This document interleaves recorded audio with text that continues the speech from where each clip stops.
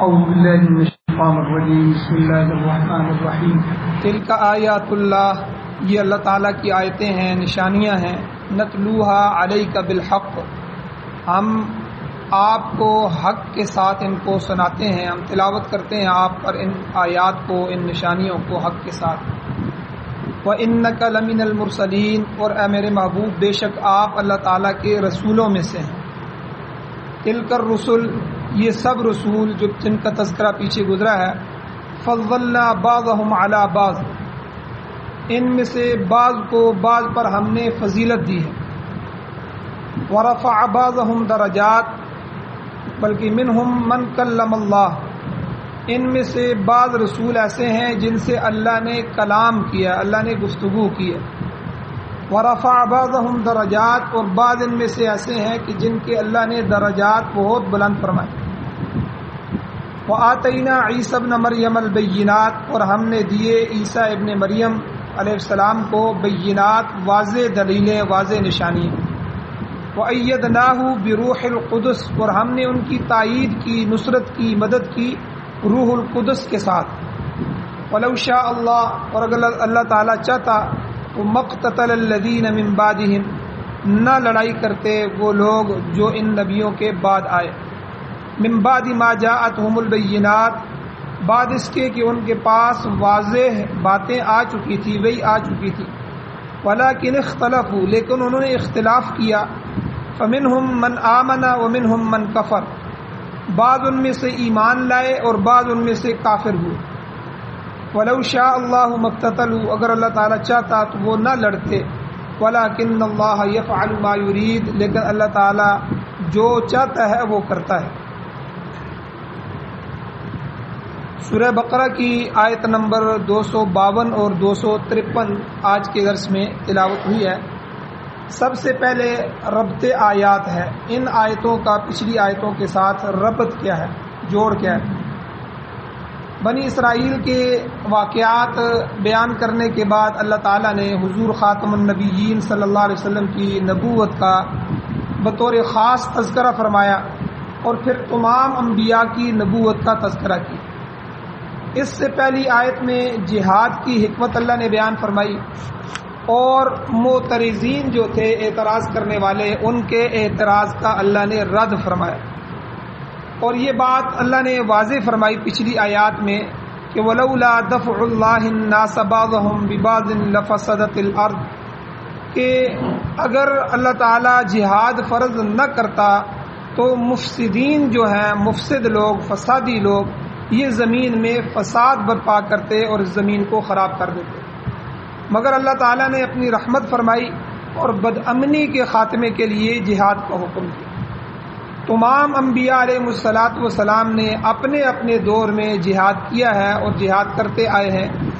اسی ضمن میں آگے طالوت کا ذکر بھی اللہ نے فرمایا، جو کہ سموائیل نبی ہیں، ان علیہ السلام کے زمانے میں طالوت ہوئے ہیں۔ اور آپ کے نام بائبل میں 2 صحیفے بھی موجود ہیں، تورات میں جو ان کی کتاب ہے اس میں 2 صحیفے پورے موجود ہیں، آپ خود بھی جہاد میں شریک ہوئے۔ بعثت انبیاء کا جو مقصد ہے، انبیاء کو کیوں بھیجا جاتا ہے، نبیوں کو کیوں مبعوث کیا جاتا ہے، ان کے مقاصد کیا ہیں۔ حضرت شاہ ولی اللہ محدث دہلوی رحمۃ اللہ علیہ فرماتے ہیں کہ انبیاء علیہ السلام کی بعثت کا مقصد لوگوں کو ایمان کی طرف بلانا ہے، نمبر 1۔ نمبر 2 توحید کا راستہ بتانا ہے، اور نمبر 3 ان کے عقائد درست کرانے ہیں۔ بہت سے عقیدے بہت سی قوموں میں ہوتے تھے، آہستہ آہستہ وہ غلط ہوتے جاتے اور بڑھتے جاتے، پھر نبی آتا، پھر ان کی اصلاح کرتا۔ اسی طرح اعمال کی اصلاح کرنا بھی ان کی بعثت کا مقصد ہے، اور اس کے علاوہ رسومات باطلہ کو مٹانا۔ بہت سی باطل رسمیں جو ہے وہ دین کے نام سے ان میں جاری ہو جاتی تھیں، تو نبی آتے تھے اور ان باطل رسموں کو مٹاتے تھے۔ اور 6 نمبر پر رفع تظالم بین الناس، کہ لوگوں کے درمیان ظلم اور زیادتی کو فروتر کرنا، اس کو دور کرنا، یہ نبیوں کی بعثت کا مقصد ہوتا ہے۔ اور ان مقاصد کے حصول کے لیے جہاد ضروری ہے، اس کے بغیر کامیابی نہیں ہو سکتی۔ شاہ صاحب فرماتے ہیں کہ معاشرے میں ظلم اور زیادتی برپا کرنے والے لوگوں کی مثال ایسی ہے جیسے جسم میں پھوڑا نکل آئے، اور جب تک اس پھوڑے کو کاٹ نہیں دیا جاتا، آپریشن نہیں کر دیا جاتا، تو جسم تندرست نہیں ہوتا، جسم بیمار سے بیمار ہی ہوتا رہتا ہے۔ تو اسی طرح جب تک فسادی لوگ ان کو دنیا کے اندر ختم نہیں کیا جاتا، ان کو جڑ سے نہیں اکھاڑا جاتا، تو معاشرے میں امن و امان قائم نہیں ہو سکتا۔ یہ معاشرے کے پھوڑے ہیں، ٹھیک ہے، یہ معاشرے کے دانے ہیں کہ جن کی وجہ سے معاشرہ خراب ہوتا رہتا ہے، اور اسی آپریشن کا نام جہاد ہے۔ یہ جو آپریشن کیا جاتا ہے اسی کا نام جہاد ہے۔ اس آیت کریمہ میں اللہ تعالیٰ نے حضور علیہ الصلوۃ والسلام کی نبوت اور رسالت کی تصدیق فرمائی ہے۔ بنی اسرائیل کا واقعہ بیان فرمایا کہ وہ ہزاروں کی تعداد میں تھے، موت سے ڈر کر بھاگ کھڑے ہوئے، اللہ نے راستے ہی میں ان کو موت دے دی، پھر اللہ کے نبی نے دعا کی، اللہ نے انہیں دوبارہ زندہ کر دیا، پھر ان کی فرمائش پر اللہ تعالیٰ نے طالوت کو ان کا امیر مقرر کیا، پھر اس کی سرکردگی میں جہاد کا حکم دیا، پھر راستے میں ان کے لشکر کی آزمائش کی گئی، ان کو امتحان میں ڈالا گیا۔ ان میں سے بہت تھوڑے لوگ تھے جو اس آزمائش میں پورے اترے، اکثریت نے بے صبری کا مظاہرہ کیا اور جہاد سے محروم رہے۔ پھر جو جانثار تھے، جانثاروں کی جو قلیل تعداد تھی، اللہ تعالیٰ نے انہیں اکثریت پر فتح سے ہمکنار فرمایا، ان کو فتح دی۔ اس موقع پر اللہ تعالیٰ نے دعا کا جو فلسفہ ہوتا ہے وہ بھی سمجھایا، وہ بھی سکھایا۔ اور پھر میدان جنگ میں دشمن کے جو سردار تھا، جو جالوت تھا، حضرت داؤد علیہ السلام کے پتھر سے ہلاک ہوا۔ پھر جو طالوت تھے، طالوت کے بعد ان کے جانے کے بعد حضرت داؤد علیہ السلام کو اللہ نے خلافت عطا فرمائی، اور نبی سموائیل علیہ السلام کے جانے کے بعد نبوت بھی عطا فرمائی۔ یہ وہ تمام واقعات ہیں جو ابھی پیچھے بیان ہوئے ہیں، انہی کے بارے میں اللہ تعالیٰ فرما رہے ہیں تلک آیات اللہ، یہ سب کی سب اللہ کی نشانیاں ہیں، ان کو اللہ نے اپنی نشانیاں قرار دیا۔ یہ سارے واقعات اللہ کی نشانیاں ہیں۔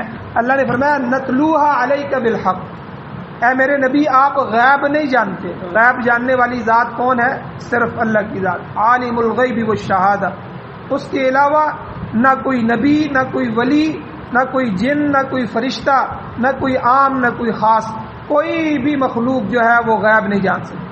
تو اللہ نے کہا کہ یہ جو غیب کے واقعات ہیں جو ہم پیچھے یہ آپ کے پاس بیان کر رہے ہیں، یہ ہماری نشانیاں ہیں، یہ ہماری آیات ہیں۔ نتلوہا علیک بالحق، ہم خود تلاوت کرتے ہیں، آپ کی طرف وحی بھیجتے ہیں، بالحق، حق کے ساتھ۔ تو وحی الہی کے ذریعے بتاتے ہیں، وگرنہ آپ کوئی تاریخ نہیں پڑھی، آپ نے کوئی تاریخ کے واقعات سے آپ واقف نہیں ہیں، بلکہ تاریخ کے اندر ایسے واقعات موجود ہی نہیں ہیں۔ یہ آپ کی نبوت اور رسالت کی نشانی ہے کہ آپ کے علم میں ایسے ایسے واقعات آ رہے ہیں، اور پھر یہ اللہ تعالیٰ کی مشیت پر، ارادے پر منحصر ہے کہ جو سے واقعات اللہ چاہتا ہے وہ آپ کو بتلا دیتا ہے، جو نہیں چاہتا اللہ نہیں بتلاتا۔ قرآن مجید میں دوسری جگہ اللہ فرماتے ہیں لو شاء اللہ ما تلوتہ علیکم، اگر اللہ تعالیٰ چاہتا تو یہ واقعات آپ پر تلاوت کر دیتا، آپ کو سنا دیتا، وہی بھیج دیتا۔ تو اگر اللہ نہیں چاہے تو نہیں بھیجتا۔ تو یہ نبوت کی دلیل ہے کہ میں اس اللہ کا نبی ہوں جو اللہ میرے اوپر وحی کے ذریعے یہ واقعات بتا رہا ہے۔ یہ تو گویا کہ حضور کی نبوت کی دلیل۔ اسی طرح حضور علیہ الصلوۃ والسلام کے متعلق فرمایا کہ کفار کو حضور نے کہا فقد لبثت فیکم عمرا من قبلی افلا تعقلون، میں نے عمر کا ایک حصہ آپ کے درمیان میں گزارا ہے۔ 40 سال کے بعد حضور کو جو نبوت دی جا رہی تھی، تو کفار کو حضور کہنے لگے دیکھو 40 سال کے دن رات میرے آپ کے درمیان میں گزرے، میں کسی کالج میں گیا، کسی یونیورسٹی میں گیا، کسی استاد کے پاس پڑھا، میرا کوئی استاد نہیں ہے، ٹھیک ہے، میں تو لکھنا بھی نہیں جانتا، اور یہ اتنے بڑے بڑے واقعات جو میں بیان کر رہا ہوں، تم افلا تعقلون، کیا تم عقل نہیں رکھتے، سوچ نہیں سکتے کہ یہ سب کہاں سے آ رہے ہیں؟ بھئی یہ وہ اللہ کی ذات ہی جس نے مجھے نبی بنایا ہے وہی مجھے بتا رہی ہے، اسی نے مجھ پر وحی نازل کی ہے۔ یہ تو گویا کہ حضور علیہ السلام کی نبوت کی دلیل ہے کہ ایسا ایک آدمی جو امی ہے، ان پڑھ ہے، لکھے پڑھے نہیں ہے، اور معاشرے میں رہ رہے ہیں، کسی جگہ وہ گئے نہیں ہیں، کسی سے علم سیکھا نہیں ہے، لکھ بھی نہیں سکتے، اچانک ایسے الفاظ، ایسے وحی ان کے اوپر آنی شروع ہو جاتی ہے کہ جو قرآن دوسرے کفار کو چیلنج کرنا شروع کر دیتا ہے کہ میری صورت جیسی کوئی ایک صورت لے آؤ، میری آیت جیسی کوئی ایک آیت بنا کے لے آؤ. اور عرب کا معاشرہ جو شعر و شاعری میں، عربی میں، اور جو ہے اس میں مشہور تھے، فصیح اور بلیغ لوگ تھے، فصاحت اور بلاغت میں کمال درجے میں پہنچے ہوئے تھے، لیکن اس سب کے باوجود قرآن کی ایک آیت کا مقابلہ نہیں کر سکتے. تو یہ حضور علیہ الصلوۃ والسلام کی نبوت کی دلیل ہے. تو آگے حضور کو فرمایا وَإِنَّكَ لَمِنَ الْمُرْسَلِينَ، اے میرے پیغمبر بے شک کافر آپ کا انکار کریں، یہ آپ کو نبی نہ مانیں، یہ آپ کی آیتوں کا انکار کریں، لیکن میں خدا کہتا ہوں وَإِنَّكَ لَمِنَ الْمُرْسَلِينَ، بے شک آپ اللہ کے نبیوں میں سے، بلکہ خالی نبیوں میں سے نہیں ہیں، نبیوں کے سلسلے کی آخری کڑی ہے. آپ پر نبوت کا سلسلہ ختم کر دیا گیا، آپ خاتم النبیین ہیں. تو یہ اللہ نے یہاں پہلی آیت میں بیان فرمایا. دوسری آیت میں ابھی ہمارا ماشاءاللہ 2 سپارے 1 سال میں مکمل ہو گئے ہیں، تو یہ تیسرا سپارہ اس آیت سے تلک الرسل سے شروع ہو رہا ہے کہ یہاں سے اللہ فرماتے ہیں کہ یہ جتنے بھی رسول، تلک الرسل، یہ رسول کون سے رسول؟ جن کا تذکرہ ابھی پیچھے آیا ہے. حضرت اسماعیل علیہ السلام کا اللہ نے تذکرہ فرمایا، اور اسی طرح جو ہے حضرت داؤد علیہ السلام کا تذکرہ فرمایا. اس سے پہلے حضرت ابراہیم علیہ السلام کے واقعات گزرے، قبلے کا تذکرہ گزرا، حضرت ابراہیم علیہ السلام کی امامت کا تذکرہ گزرا، اور اس سے پہلے موسیٰ علیہ السلام، بنی اسرائیل کے بہت سے واقعات گزرے، حضرت عیسیٰ علیہ السلام کے واقعات گزرے. تو یہ سارے کے سارے رسول، تلک الرسل، یہ تل کا جو ہے یہ اس میں اشارہ ہے، یہ اشارہ اس طرف ہے کہ یہ جتنے بھی رسول پیچھے ہم نے بیان فرمائے ہیں، فضلنا بعضهم علی بعض، کہ یہ تمام کے تمام رسول جو ہیں ان سب پر ایمان لانا ضروری ہے کہ کسی ایک نبی کا انکار کرنا گویا کہ 1,00,000 کم و بیش 24,000 انبیاء کا انکار کرنا. تو ہمیں تو یہ سکھلایا گیا لا نفرق بین احد منہم، ہم جہاں تک منصب نبوت کا تعلق ہے، منصب رسالت کا تعلق ہے، ہم ان نبیوں میں سے کسی کے درمیان فرق نہیں کرتے. ہم سب کو اللہ کے برگزیدہ بندے مانتے ہیں، ہم سب کو اللہ کے نبی اور معصوم مانتے ہیں. اللہ تعالیٰ نے انہیں گناہ سے پاک رکھا ہے. البتہ فضائل کے اعتبار سے، خصوصیات کے اعتبار سے اللہ خود فرما رہے ہیں فضلنا بعضهم علی بعض، ہم نے ان کو میں سے بعض کو بعض پر فضیلت دی. فضیلت کے اعتبار سے بعض نبی اول العزم پیغمبر تھے، بعض بڑے پیغمبر تھے، بعض چھوٹے تھے، اللہ نے ان کو فضیلت عطا فرمائی. لیکن نبوت کے اور رسالت کے جو منصب ہے اس میں ہم فرق نہیں کرتے. سب کو اللہ نے نبی بنایا، سب کو اللہ نے رسول بنایا، اس میں ہم فرق نہیں کرتے. فضیلت اللہ نے الگ الگ دی. تو جس طرح یہاں ایک شبہ پیدا ہوتا ہے کہ حدیث شریف میں آتا ہے، حضور نے فرمایا لا تفضلوا بین الانبیاء، نبیوں کے درمیان تفاضل نہ کرو، ایک دوسرے پر ان کو فضیلت نہ دو. یا ایک حدیث میں فرمایا کہ مجھے باقی نبیوں کے درمیان فضیلت نہ دو. اور ایک حدیث میں فرمایا یونس ابن متی، یونس علیہ السلام کے مقابلے میں کسی دوسرے نبی کو فضیلت نہ دو. تو یہ جو احادیث ہیں اس سے شبہ پیدا ہوتا ہے. ایک طرف تو حضور فرما رہے ہیں کہ فضیلت نہ دو انبیاء کو دوسرے انبیاء پر، یہ باتیں نہ کرو. دوسری طرف اللہ فرما رہے ہیں کہ فضلنا بعضهم علی بعض، ہم نے خود ان میں سے بعض کو بعض پر فضیلت دی ہے. تو یہ ایک شبہ ہے جو پیدا ہوا ہے. محدثین اکرام نے اس کا جواب دیا ہے، مفسرین نے دیا ہے کہ جواب یہ ہے کہ اس کا مطلب یہ ہے کہ اس معاملے میں اپنی عقل کی بات نہ کرو کہ بعض کو بعض پر فضیلت دینے لگو اور بعض کی توہین کرنے لگو. کیونکہ جب آدمی کسی کو کسی پر فضیلت دیتا ہے تو فضیلت دے کے دوسرے کی توہین کرتا ہے، یہ جہالت کی بات. جس طرح چاروں فقہا ہمارے حق ہیں، امام اعظم ابو حنیفہ، امام شافعی، امام مالک، امام احمد بن حنبل، چاروں کے چاروں اہل سنت کے سردار ہیں، بڑے ہیں، ائمہ ہیں، ہم سب کی فضیلت دیتے ہیں. لیکن فضیلت کے اعتبار سے ہم امام اعظم ابو حنیفہ رحمۃ اللہ علیہ کو سب سے مقدم سمجھتے ہیں. یہ بات تو ٹھیک ہے، لیکن ایک آدمی امام صاحب کا نام لے کہ ہمارے امام ہیں اور دوسروں کی توہین کرے، یہ بات ٹھیک نہیں. اسی طرح ایک نبی کا ماننے والا ہو، ایک نبی کو جو ہے اپنا نبی مانے، اس کی کتاب کو کتاب مانے اور باقی نبیوں کی توہین کرے.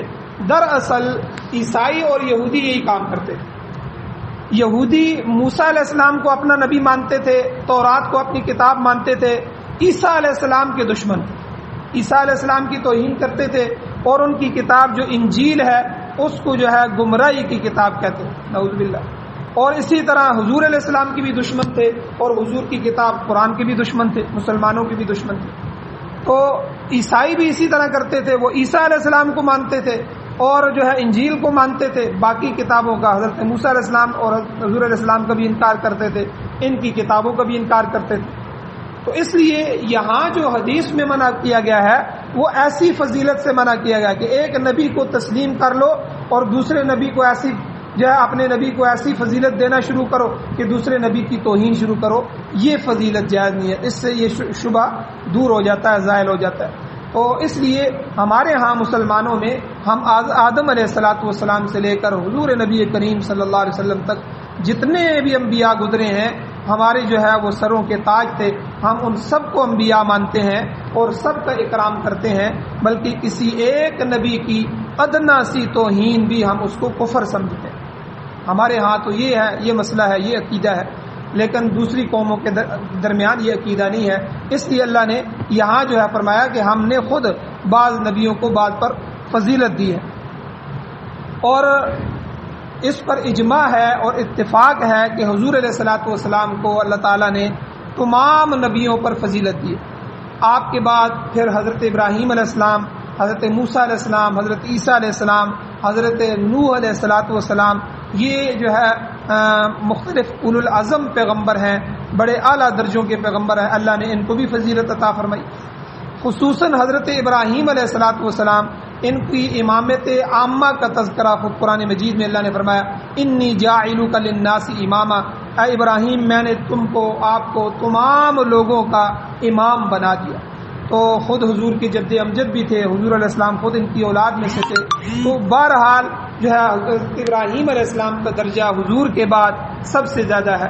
تو سارے نبیوں میں سے حضور کا درجہ، نبی کریم صلی اللہ علیہ وسلم کا درجہ سب انبیاء میں سے سب سے زیادہ ہے، سب سے افضل ہے۔ اب یہاں پر اللہ نے ایک اور بات بھی ذکر فرمائی کہ فرمایا کہ منہم من کلم اللہ، ان میں سے بعض نبی بعض رسول ایسے تھے کہ جن سے اللہ نے خود کلام فرمایا۔ ہر نبی سے خود بالمشافہ اللہ نے کلام نہیں فرمایا، ٹھیک ہے، تو بلکہ وحی کے ذریعے، فرشتے کے ذریعے، اللہ نے الہام کے ذریعے، خواب کے ذریعے جو ہے تکلم کیا ہے نبیوں سے، لیکن براہ راست کسی سے مخاطب ہوئے ایسا جو ہے بہت کم نبی ہیں۔ ان کے بارے میں اللہ نے فرمایا کہ منہم من کلم اللہ، بعض ان میں سے ایسے ہیں کہ جن سے اللہ نے کلام کیا۔ سب سے پہلے حضرت موسیٰ علیہ السلام کلیم اللہ مشہور ہیں، ان کا لقب ہی کلیم اللہ ہے، اللہ سے کلام کرنے والے۔ قرآن مجید میں بھی اللہ نے فرمایا وَكَلَّمَ اللَّهُ مُوسَىٰ تَكْلِيمًا، کہ کوہ طور پر اللہ تعالیٰ نے موسیٰ علیہ السلام سے بالمشافہ کلام فرمایا۔ دوسرے نمبر پر معراج کے موقع پر حضور علیہ الصلوۃ والسلام سے جو ہے خود اللہ جل شانہ نے کلام فرمایا۔ اور اسی طرح تیسرے نمبر پر ایک روایت میں آتا ہے کہ حضرت ابو ذر غفاری رضی اللہ تعالیٰ عنہ نے حضور اسلام سے پوچھا کہ حضور اول النبیین، سب سے پہلے نبی کون ہے؟ آپ علیہ السلام نے فرمایا آدم علیہ الصلوۃ والسلام۔ انہوں نے پھر دریافت کیا کہ حضور کیا وہ نبی ہیں؟ فرمایا کہ ہاں، نبی مکلم، وہ ایسے نبی ہیں جن سے اللہ نے کلام فرمایا، کلام کیے گئے نبی ہیں۔ تو بہرحال یہ جو نبی ہیں کہ ان انبیاء سے اللہ جل شانہ نے کلام فرمایا، اسی کو یہاں ذکر فرمایا۔ اور دوسری بات اللہ نے فرمائی وَرَفَعَ بَعْضَهُمْ دَرَجَاتٍ، بعض کے درجات اللہ نے بلند فرمائے۔ اس آیت میں بعض کے درجات سے مراد کیا ہے؟ مفسرین فرماتے ہیں کہ حضور علیہ الصلوۃ والسلام کی ذات، کہ اللہ تعالیٰ نے حضور علیہ الصلوۃ والسلام کو جو ہے تمام نبیوں سے بلند درجات عطا فرمائے۔ اس کی کئی وجہ ہے۔ پہلی وجہ کہ حضور علیہ السلام کو اللہ نے مقام محمود عطا فرمایا۔ مقام محمود اس کا مظاہرہ قیامت کے دن ہوگا، دنیا میں نہیں ہے، یہ قیامت میں ایک مقام ہے۔ اللہ نے مقام محمود ایک ہی بنایا ہے، جنتیں مختلف ہیں، انبیاء کی جنتیں، صحابہ کی جنتیں، عام مؤمنین کی جنتیں، جو جتنا ایمان والا ہوگا اس کی جنت کم ہوگی، اور جتنا ایمان سے اور نبی کے قریب ہوتا جائے گا اس کی جنتیں بلند ہوگی، ان کے درجات بلند ہوں گے۔ لیکن مقام محمود یہ بالکل اللہ کے قریب مقام ہے، اللہ نے اس کو خاص رکھا ہے، یہ ایک ہی ہے، ایک ہی ہستی کو دیا جائے گا، اور وہ حضور علیہ الصلوۃ والسلام کی ہستی ہے۔ تو یہ مقام محمود جو اللہ نے عطا فرمایا، اس سے بھی حضور علیہ السلام کی بلندی۔ اسی طرح آپ علیہ الصلوۃ والسلام کا یہ بھی فضیلت ہے کہ آپ کو شفاعت کبریٰ عطا ہوئی، بڑی شفاعت۔ چھوٹی شفاعت تو سب کریں گے، حافظ جو ہیں اپنے خاندان والے کے بارے میں 10 آدمیوں کے بارے میں شفاعت کرے گا، علماء شفاعت کریں گے، مجاہدین جو ہے وہ سفارش کریں گے، ان کی سفارش اللہ قبول کریں گے، عام مؤمنین جو ہے مؤمنین کے بارے میں سفارش کریں گے، انبیاء جو ہے اپنی امتوں کے بارے میں سفارش کریں گے، فرشتے سفارش کریں گے، اسی طرح نیک لوگ گناہگاروں کے بارے میں سفارش کریں گے۔ یہ ساری سفارشیں وہاں ہوگی، لیکن یہ عام سفارش ہے جو ہے، لیکن ایک شفاعت کبریٰ ہے، بڑی سفارش، وہ حضور علیہ الصلوۃ والسلام کی سفارش ہوگی۔ ایک تو اس وقت ہوگی جب ساری امتیں پریشانی میں ہوں گی اور جو ہے اوپر سورج بالکل سر پہ ہوگا، گرمی ہی گرمی ہوگی، الف ننگے ہوں گے اور پسینوں میں ڈوبے ہوئے ہوں گے، اور گھبراہٹ ایسی ہوگی کہ ہر امتی اپنے اپنے نبی کے پاس جائے گا کہ اللہ سے درخواست کریں کہ وہ حساب کتاب تو شروع کرے، اللہ حساب کتاب تو لینا شروع کریں، تو جو ہے باقی دیکھا جائے گا، حساب کتاب تو ہو، اس جگہ سے تو جان چھوٹ، تو وہاں کسی نبی کی ہمت نہیں ہوگی۔ ہر نبی کہے گا اس وقت اللہ جلال میں ہے، اللہ غصے میں ہے، نفسی نفسی، آج اگر میری خیر ہو جائے، میں بچ جاؤں تو یہ بڑی بات ہے۔ سارے نبی نفسی نفسی کہیں گے، اور خود انبیاء جو ہیں وہ اپنی امتوں کو کہیں گے۔ ایک ہستی اس وقت موجود ہے، وہ حضور نبی کریم صلی اللہ علیہ وسلم کی ذات ہے، آپ ان کے پاس جائیں، وہ حضور جو ہے اللہ سے سفارش کریں گے، اللہ ان کی سفارش کو قبول فرمائیں گے۔ پھر ساری امتیں جمع ہو کے حضور کے پاس آئیں گی، وہ کہیں گی کہ آپ خاتم النبیین ہیں، اللہ کے لاڈلے ہیں، اللہ کے محبوب ہیں، آپ اللہ سے سفارش کریں۔ تو حضور علیہ الصلوۃ والسلام نے خود حدیث میں فرمایا کہ میں اللہ کے سامنے سجدے میں گر جاؤں اور مجھے پتہ نہیں ہے پہلے کہ میں کیا کلمات کہوں گا، مجھے کلمات آج سکھلائی نہیں گئے، اس وقت جو ہے اللہ مجھے ایسے کلمات سکھائیں گے حمد کے، تعریف کے، میں اللہ کی ایسی حمد سجدے میں کروں گا کہ اللہ کہیں گے میرے محبوب آپ سر اٹھائیے اور حکم فرمائیے، آپ کیا کہتے ہیں، ارشاد فرمائیے۔ تو حضور فرمائیں گے اللہ مخلوق تنگ ہے، حساب کتاب شروع فرمائیں، تو اللہ جل شانہ حساب کتاب شروع فرمائیں گے۔ تو بہرحال یہ شفاعت کبریٰ ہوگی، اور اسی طرح جب ساری سفارشیں ہوں گی تو پھر آخر میں حضور علیہ الصلوۃ والسلام آخری سفارش کریں گے، اے اللہ جس کے دل میں ذرہ برابر بھی ایمان ہے یا اللہ اس کو جہنم سے نکال دو۔ تو اللہ جل شانہ اپنے محبوب کی سفارش کو قبول فرمائیں گے۔ یہ جو شفاعت کبریٰ ہے یہ حق جو ہے صرف حضور کو حاصل ہے۔ اس سے بھی پتہ چلا کہ حضور جو ہے یہ انبیاء میں سے سب سے افضل ہے۔ اسی طرح آپ کو وسیلہ عطا فرمائے گا، جو اذان میں بھی ہم کہتے ہیں آتی محمد الوسیلۃ والفضیلہ، اے اللہ حضور علیہ الصلوۃ والسلام کو، ہمارے نبی کو وسیلہ عطا فرما۔ یہ بھی ایک مقام ہے جو حضور علیہ الصلوۃ والسلام کو عطا فرمائیں گے، اس کے علاوہ کسی کو عطا نہیں ہوگا۔ اسی طرح چوتھے نمبر پر حضور علیہ الصلوۃ والسلام ایسے نبی ہیں کہ جن کو حوض کوثر اللہ عطا فرمائیں گے، کہ جنت میں جانے سے پہلے پہلے جو آدمی ایمان والا ہوگا، جتنا حضور کے قریب ہوگا یا جس کو اللہ چاہیں گے، وہ حضور کے ہاتھوں سے حوض کوثر سے سیراب ہوگا۔ وہاں سونے اور چاندی کے پیالے ہوں گے، نور کے پیالے ہوں گے، حضرت ابوبکر صدیق، حضرت عمر فاروق، صحابہ حضور کے گرد جمع ہوں گے، اور حضور علیہ الصلوۃ والسلام اپنے ہاتھوں سے وہ جام کوثر پلائیں گے، اور یہ خوش نصیب افراد ہوں گے جو حضور کی سنتوں پر، حضور کے دین پر عمل کر کے چلے گئے، اور کل قیامت کے دن وہاں حوض کے قریب ہوں گے اور حضور خود جو ہے اس سے پانی پلائیں گے۔ اور یہ اس حوض کی، اس پانی کی ایسی خصوصیت ہے، خود حدیث میں آتا ہے حضور نے فرمایا کہ جس کو میں پانی پلاؤں گا، جو اس حوض کوثر سے پانی پی لے گا، پھر جنت میں داخلے تک اس کو پیاس نہیں لگے گی۔ وہ بیچ میں 10,000 سال کا، 20,000 سال کا، 50,000 سال کا عرصہ ہوگا، جب تک حساب کتاب نہیں ہوگا، جتنا بھی عرصہ ہوگا اس عرصے میں اس کو پیاس نہیں لگے گی جب تک وہ جنت میں داخل نہیں ہو۔ تو یہ حوض کوثر کا ملنا یہ بھی کسی نبی کو نہیں ملا، یہ صرف حضور کی شان ہے کہ اللہ حضور کو حوض کوثر عطا فرمائے۔ اسی طرح پانچویں فضیلت حضور کی یہ ہے کہ حضور کی امت کو اکثریت حاصل ہے۔ اتنی بڑی امت کسی نبی کی نہیں گزری جتنی حضور کی ہے، تو اس لیے حضور علیہ الصلوۃ والسلام کی اکثریت ہوگی۔